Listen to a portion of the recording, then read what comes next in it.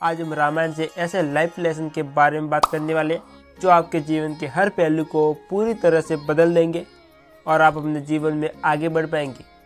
इसमें हम बात करने वाले 11 लेसन के बारे में जो बताएंगे सफलता के सिद्धांत क्या है, एक खुशहाल जिंदगी कैसे बिताई जाए और कुछ बहुत ज़रूरी मैनेजमेंट लेसन के बारे में। हमारे घर में बड़े बुजुर्ग रामायण को बहुत ही पवित्र मानते हैं, साथ ही उसकी सीख को अपने बच्चों के जीवन में उतारने की कोशिश भी करते हैं। रामायण में भगवान श्री राम के वनवास काल की कहानी, अच्छाई बुराई पर सच्चाई की जीत, सच्चे रिश्ते नाते, अच्छी संगति का महत्व, सच्ची भक्ति, माफ करने के चरित्र, सबसे समान व्यवहार करना, भगवान में विश्वास, ऐसी कई महत्वपूर्ण सीख देती है। मगर रामायण सिर्फ एक कहानी नहीं बल्कि प्राचीन काल के ऋषि मुनियों द्वारा धर्म और कर्म को पालन करने के महत्व को समझाने के लिए उपयोग किए जाने वाला एक एजुकेशन मीडियम है। वीडियो में आगे बढ़ने से पहले चैनल को सब्सक्राइब करके बेल आइकन को क्लिक कर दें ताकि आप आने वाले वीडियो का नोटिफिकेशन मिलता रहे। Successful thought. जिस समय रावण मरने की अवस्था में था उस समय भगवान श्री राम ने लक्ष्मण से कहा कि इस संसार के नीति शास्त्र और भक्ति का महान पंडित विदा ले रहा है, तुम उसके पास जाओ और उससे कुछ ऐसी शिक्षा ले लो जो और कोई नहीं दे सकता। श्री राम की बात मानकर लक्ष्मण मरने की अवस्था में पड़े रावण के सिर के नजदीक जाकर खड़े हो गए। रावण ने कुछ नहीं कहा। लक्ष्मण जी वापस राम जी के पास लौट कर आए। तब भगवान ने कहा कि अगर किसी से ज्ञान प्राप्त करना हो तो उसके चरणों के पास खड़ा होना चाहिए, ना कि सिर के पास। यह बात सुनकर लक्ष्मण इस बार जाकर रावण के पैरों की ओर खड़े हो गए। उस समय महापंडित रावण ने लक्ष्मण को 3 बात बताई जो जीवन में सफलता की कुंजी है। पहली बात जो रावण ने लक्ष्मण को बताई वह थी कि शुभ कार्य जितना जल्दी हो कर डालना और अशुभ को जितना टाल सको टाल देना चाहिए। शुभम शीघ्रतम। मैं श्री राम को पहचान नहीं सका और उनकी शरण में आने में देरी कर दी, इसी कारण मेरी यह हालत हुई है। दूसरी बात यह है कि अपने दुश्मन को, अपने शत्रु को कभी अपने से छोटा नहीं समझना चाहिए। मैं यह बोल कर गया, मैंने जिन्हें साधारण वानर और भालू समझा उन्होंने मेरी पूरी सेना को नष्ट कर दिया। मैंने जब ब्रह्मा जी से अमरता का वरदान मांगा, मनुष्य और वानर के अतिरिक्त मेरा कोई वध नहीं कर सकता, ऐसा कहा था, क्योंकि मैं मनुष्य और वानरों को तुच्छ समझता था। यह मेरी गलती हुई।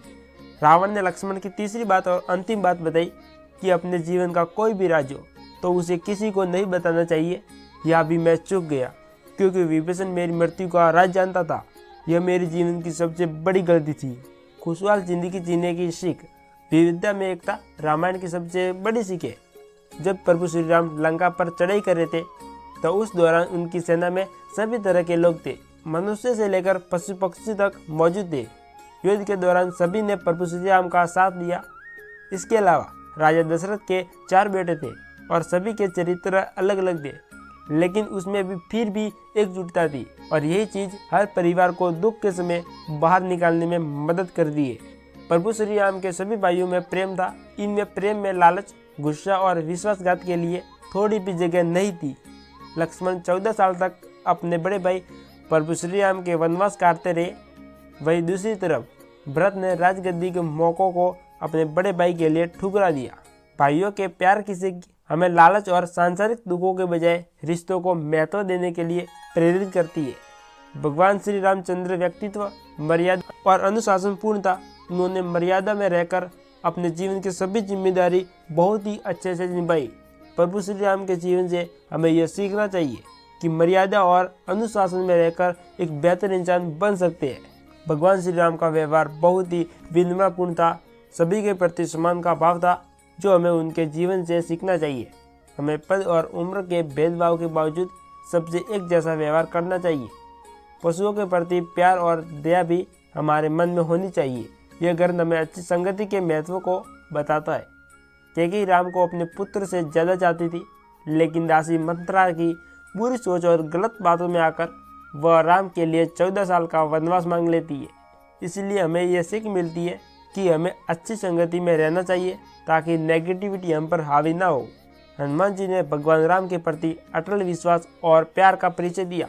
उनकी अपार लगन और भगवान राम के प्रति निस्वार्थ सेवा हमें दिखाती है कि एक दोस्त की जरूरत के समय किस तरह की मदद की जाती है। यह बताती है कि हमें बिना किसी संदेह के खुद को अपने प्रिय के चरणों में आत्मसमर्पण करना चाहिए।